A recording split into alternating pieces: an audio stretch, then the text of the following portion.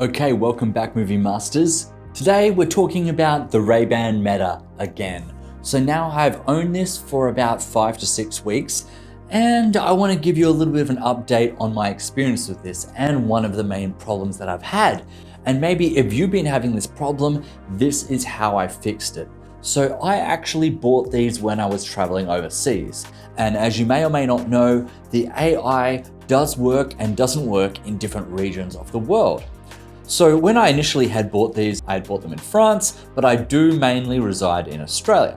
Anyway, while I was traveling around Europe, I had no issues using these at all. I'll just put them on to show you, and you'll be able to hear the things it says to me. They do work differently in different regions.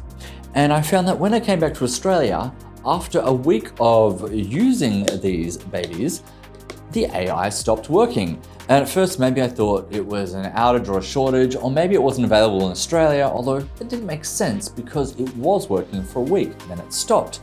I had traveled internationally through Doha and through the Middle East, and I thought maybe that had upset something with the glasses, but no. So I went on a bit of a Reddit forum, and then a new update came out. So I thought, all right, I'll install the new update and maybe these will start working. Install the new update, still, no, not working anymore. But what I did was, well, I did a factory reset, then installed the new update, and bingo, we are back working. So, hey Meta, what am I looking at?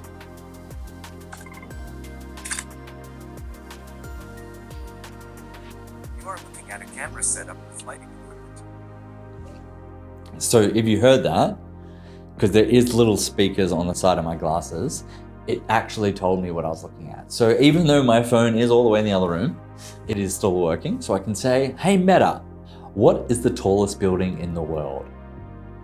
The tallest building in the world is the Burj Khalifa in Dubai, standing at 2,717 feet, 828 meters. And there you go. Hey Meta, take a photo. Now, maybe you did notice, so to take a photo, you can just press a button here, press once. It does take a couple of seconds for it to actually take, which is a little bit of annoying. Now, there have been some new major updates with the firmware update, and one of those is you can now record videos for up to 3 minutes, where before you could only do 1 minute at a time.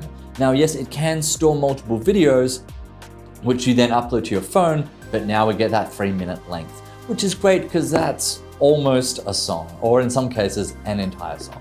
One thing that I would really like to see is if they can have the camera shoot vertically. I don't know if that is a hardware issue or whether maybe they can change that in the future, but that would be really amazing.